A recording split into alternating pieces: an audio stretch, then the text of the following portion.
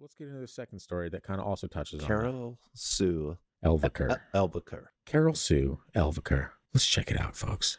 Get close. Are we all of a sudden doing those like weird ASMR? Yeah. Hey guys, this next one we're gonna present to you in ASMR. I hope you enjoy it. Carol Sue Elviker. Should I lick the microphone now? Yeah. Anyway, Carol Sue Elviker. Let's dive on in. It's evil, it's evil, it's evil.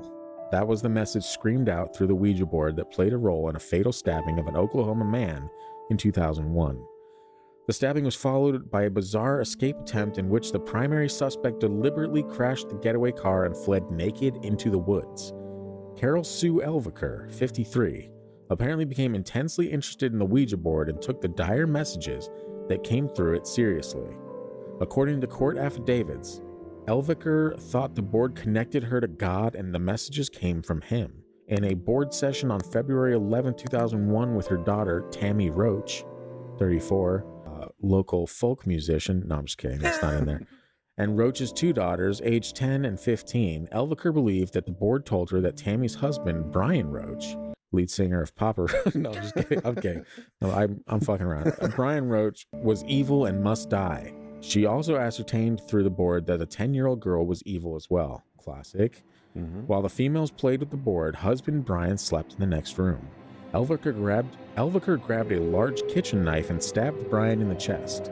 The blow was not immediately fatal, and according to authorities later, Brian begged for help but was allowed to bleed to death.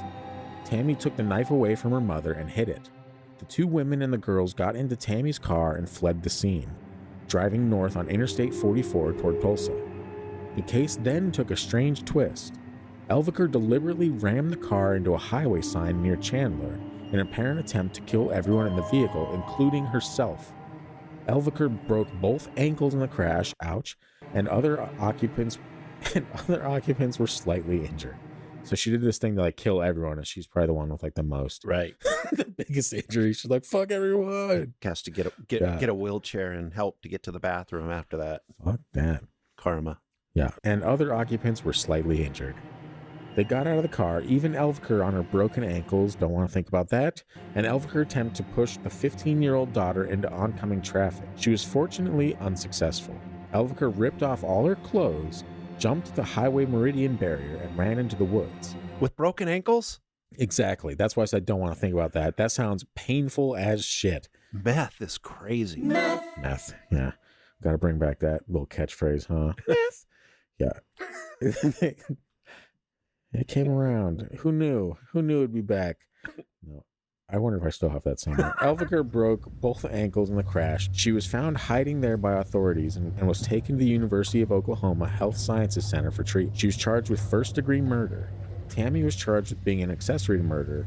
In their investigation of the crime, authorities learned that Elviker had once attempted to kidnap Brian Roach's 10-year-old nephew because he, too, shockingly enough, was evil and had to die. According to Brett Burns, Grady County Assistant District Attorney, her attempt was thwarted by the boy's mother, who arrived home in time to stop her. That's pretty crazy.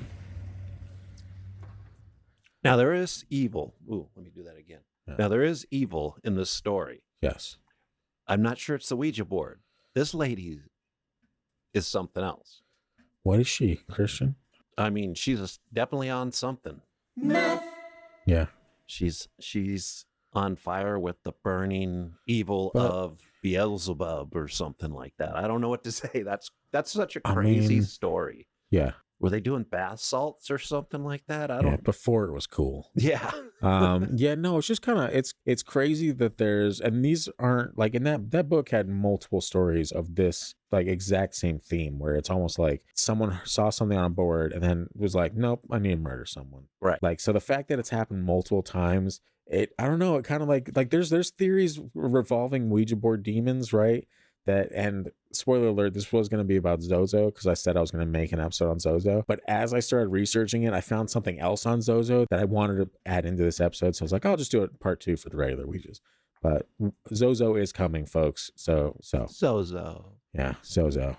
Let's Reminds stop me saying of the name now. One of my friend's dogs. Cool. Zoe. They call her Zozo sometimes. Classic. Maybe they don't. Maybe I just think they do. Maybe the demon talks to you through their dog and... This dog And they're like, obey my dog. When I stay there, I wake up and the dog's like noses right at mine, staring into my soul. Yeah, that sounds about trying right. to possess me. That sounds about right. So, no, anyway, what I was saying about the whole Zozo thing is I think it kind of like, I know it doesn't, there's no actual credibility to it. There's no actual proof behind what I'm about to say, but it kind of, you know, if there were specific demons or something on the other ends that you're communicating with, or spirits in general, or uncategorized evil that fucks with people on the other side of this, it would weird that it has like patterns, like it has a personality, you know, is that like it? I just find it weird that evil could have a personality of sorts. It's kind of like evil was a person, they would have a personality. Therefore, evil is always going to be it's sentient, human. At least, like to some extent, right? Like it's got to be. I really still struggle with this like evil that we believe in. Sometimes I believe evil things. People can be evil.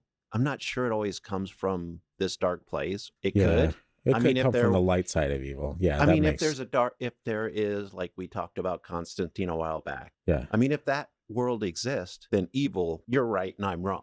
Let's just put it that way. Evil exists on that level. Well, I don't believe it. But it's still possible. It should, if anything, give you courage, or it should give you joy. As weird as that sounds, because if evil exists, then therefore good must also, right? If we're talking about a world of balance, or you know, the yin and yang for certain cultures and stuff like that. So if you were to come across the idea that evil in our reality was all there, right? Mm-hmm. Wasn't made up, then you should have some kind of solace in that, because there's also good. Right. So everything is as it should be. Yeah. Yeah. No, what I meant was that there's good that can help you when evil is around. You know what I mean? Like, so you shouldn't be scared because of the good. Though. Well, there you go. I just don't think evil is stalking me at every moment. Oh, no. You poor thing. You've been misunderstanding this whole time. It's fine. No.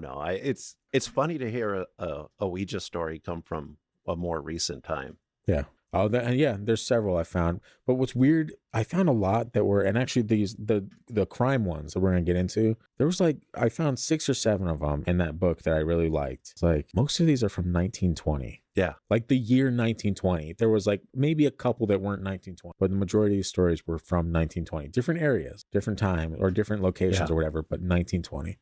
Yeah. So anyway, I should probably actually get into some of those. You know, before we move on really quick, this shows that maybe, even with my opinion, there's nothing to this cardboard game.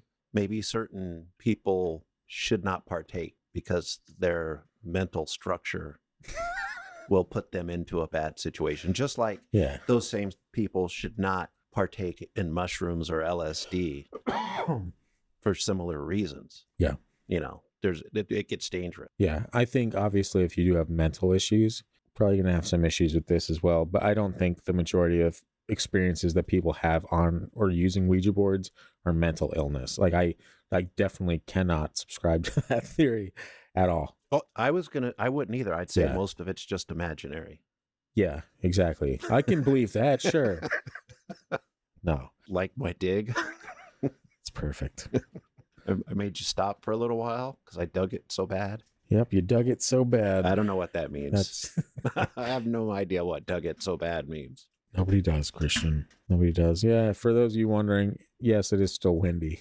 It's still windy in Wasilla.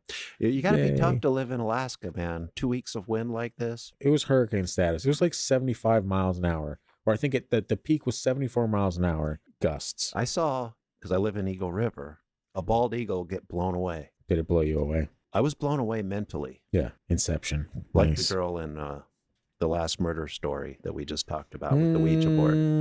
Right. She ran into the woods naked. Yeah. But see, that could also be a point for possession. Yeah, but it's Oklahoma. Does she know if something whistles at her in the woods not to whistle back? Isn't that the same region? Probably. A lot of weird stuff happens in that neck of the woods. Yeah. Naked women with broken ankles included. Yeah, that can run. That is proof of demons right there. Okay, I'm sorry. You know what's really sad? Is that most of this story, I think I've seen people do in real life. So it's really not shocking that some lady high out of her mind could run on broken ankles, naked into the forest after intentionally crashing the car to kill her daughter. You hang with a pretty weird crowd. You lived in the Antelope Valley. You just go to the stores.